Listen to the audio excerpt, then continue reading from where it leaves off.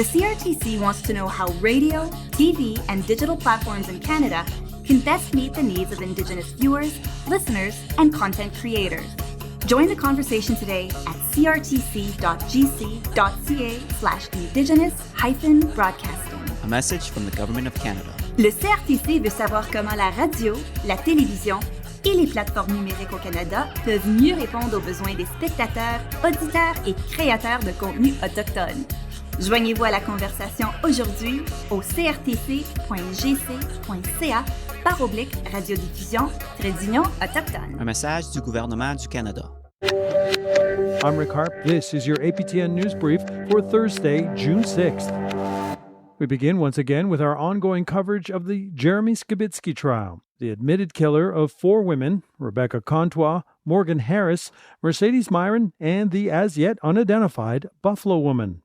However, Skibicki claims to not be criminally responsible due to mental illness. On the stand yesterday, a psychiatrist ordered by the court to assess him. T.R. Wheatley reports, a story with some disturbing details. A second forensic psychiatrist took to the stand this week for the trial of Jeremy Skibicki.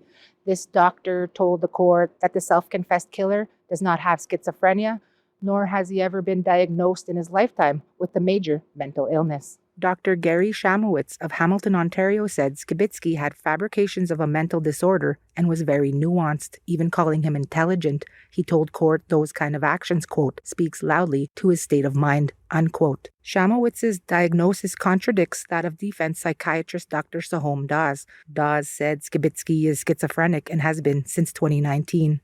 Shamowitz testified he interviewed Skibicki over 8 hours and went over thousands of pages of health records, mostly from emergency room visits gathered by Skibicki's defense team dating back to the year 2000. He also watched this 7-hour police interrogation and read the transcripts where Skibicki confessed to killing Rebecca Contois, Morgan Harris, Marcedes Myran, and Buffalo Woman. Shamowitz testified that Skibicki only started talking about God and godlike voices in the lead-up to his trial. It was Shamowitz's view that the not criminally responsible or NCR defense only came up because there were higher stakes with having to face 4 first-degree murder charges. He also told court it was his duty as a forensic psychiatrist to see if there were any other mental illnesses that may not have been on the radar. He diagnosed Skibicki with anti-personality disorder, substance abuse disorder, and homicidal necrophilia, which means a strong interest in having sex with dead bodies. He further told court it was his opinion that Skibicki's sexual preference led him to commit murder, and that Skibicki would have kept killing, the doctor said, had police not caught him. The trial is expected to continue into next week with closing arguments, where the Crown will try prove this isn't a case of NCR and that the killings were intentional and racially motivated. T.R. Wheatley, APTN National News, Winnipeg. For more trial coverage, visit aptnnews.ca. And should portions of this report prove triggering, supports are available 24/7 at 1-844-413-6649. To northern Manitoba now, site of a disturbing and violent incident when a woman escaped a hostage situation near Norway House Cree Nation. And according to local RCMP, officers found a severely injured 34-year-old woman outside a residence this past Saturday. Taken to a nearby hospital, her injuries necessitated an airlift to Winnipeg. Now, 2 individuals, 31-year-old Russell York and 32-year-old Stephanie Anderson Papanakis, face a total of 4 charges, including aggravated assault and forcible confinement. RCMP say this was a targeted attack and are looking for 5 other suspects. APTN has chosen not to identify the victim. Her mother says her daughter was confined Thursday night and escaped Saturday morning. They stomped on her, they kicked her, they bit her, they tied her up. They even, at one point, she said they put a plastic bag over her head and tied it with a rope.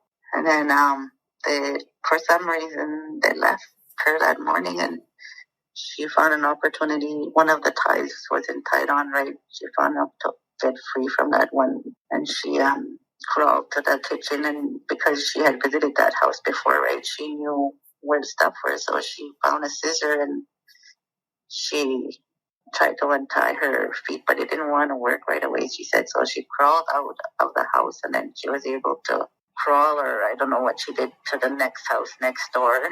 And she felt the vehicle, and that vehicle was unlocked, and she went into that vehicle and she started pressing the horn hard over and over again until that person that lived in that house heard that vehicle and came out. The Trudeau government's commitment to close the First Nations housing gap by 2030 is the subject of discussion on the Hill this week.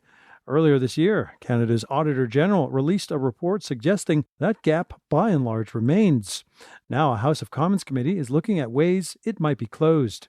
And among the witnesses heard Tuesday by the Committee on Public Accounts, Chief Lance Haymond of the Quebecois First Nation in Quebec.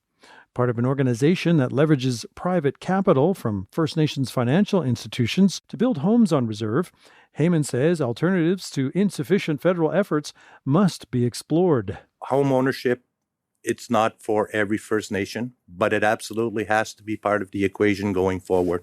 We have credit-worthy individuals who want to be able to pay for their housing, and it's unfair that, the dependency on social housing programs has left us in this particular situation. And that's your APTN News Brief for Thursday, June 6th. I'm Rick Harp.